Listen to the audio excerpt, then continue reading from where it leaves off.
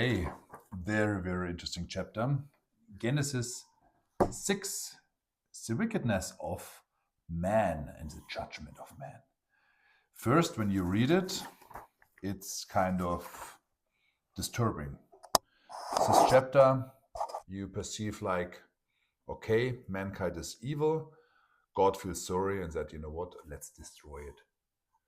It was all a mistake.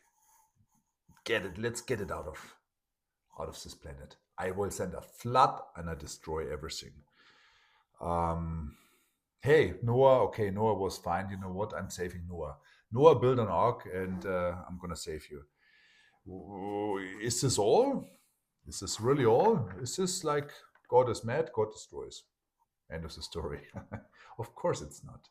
I decoded some really, really, really, really, really cool things. You will be surprised how much from this chapter you can implement to your own life. It's crazy. Bear with me. The text is more like, first of all, humanity is corrupted. Genesis 6:11 writes, corrupt. It's corrupt. Hebrew, shachat, means ruined, destroyed from the inside. So there was not much more to do. You must compare it. It's like a building whose foundation is completely rotten. There's nothing you can do. You have to press reset. And it was not about sin, it was about a structural collapse. And Genesis 6.5 confirms it and says, every imagination of the thoughts of his hearts was evil continually. No balance, the mind was penetrated, enslaved, and evil. And that shows very clear when the inner world is corrupted, the outer world collapses it. And God had to reset, not because he wanted to destroy them, because he was angry, not because he wanted to punish them. No, it was he was merciful towards a future generation. There was only one way to make life in the future more positive, more happy, and better. Get the evil out of the way, reset.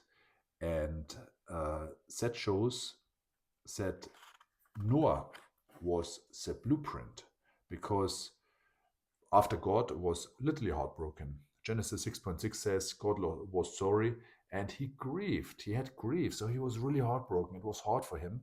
But in 6.9, he said Noah was perfect in his generation, means he was the blueprint for a future generation. And Noah walked with God. Typical thing, walk with God, having a lifestyle with God, from the original translation in Hebrew, having a lifestyle with God, implement God as your companion in your daily life. Not serving, not worshiping, no, walking with God. That's a cool thing about it. And God initiated the saving, and Noah did not have to beg, because Genesis 6.8, but Noah found grace in the eyes of the Lord. So you don't have to do much. Noah, God will find you and said, hey, you, watch out. And in 6.14, God says, make yourself an ark. And here I have to stop already, because we all can know the picture with this big boat, and it looks beautiful and everything is great. Ark in Hebrew means terra, and terra means not boat. We're not talking about a ship. It's translated as container, more like a divine protection, like a survival system. And we're coming to that later. You're going to see that ark is a blueprint for the perfect life. When the outer world is evil, you need a container, you need an inner system to hold on to. And God gave exact measurements. He said exactly how long, how wide. Why exact measurements? Very easy. Because when a flood happens, something negative, some chaos, you need a solid system that can withstand the pressure from the outside. Because that is what water is. When you have a container in the water, there's pressure from the outside, and only a good system, a solid system, can withstand it. And even God goes further.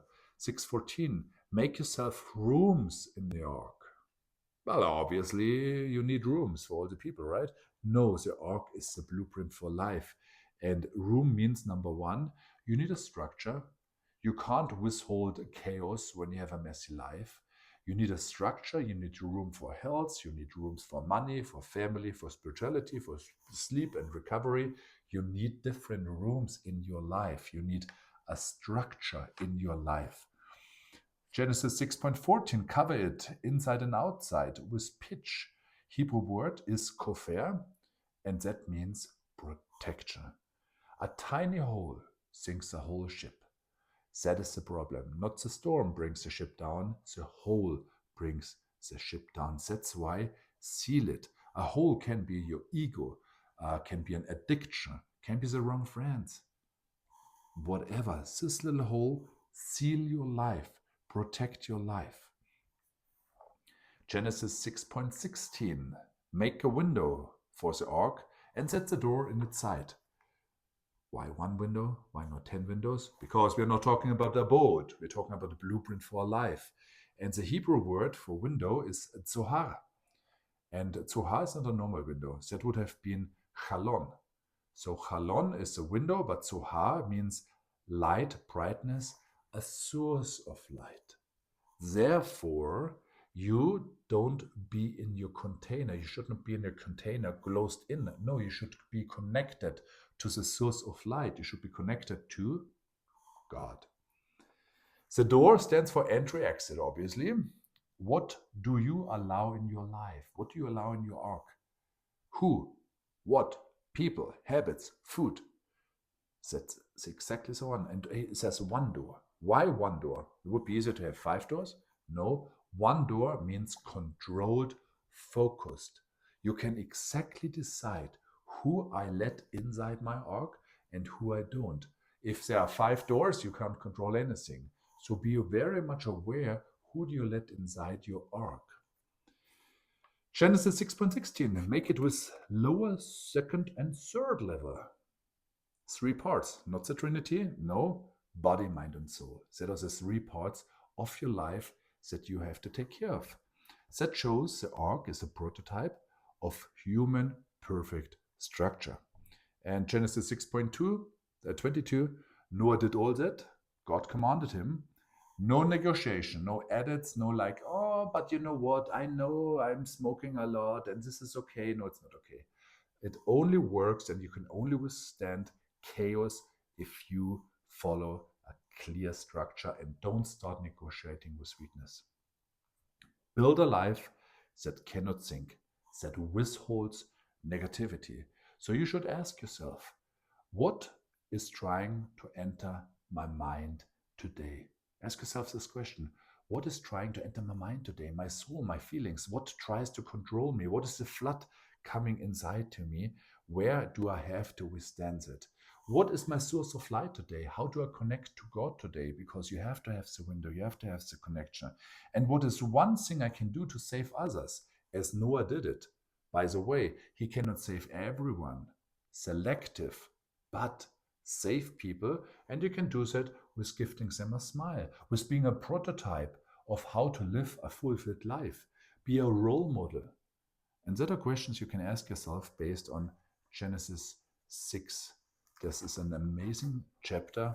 And if we understand that the ark is the perfect blueprint for our life, and we're not talking about just the boat, then we understand the power of the Bible if you decode it right. And I'm going to continue my journey.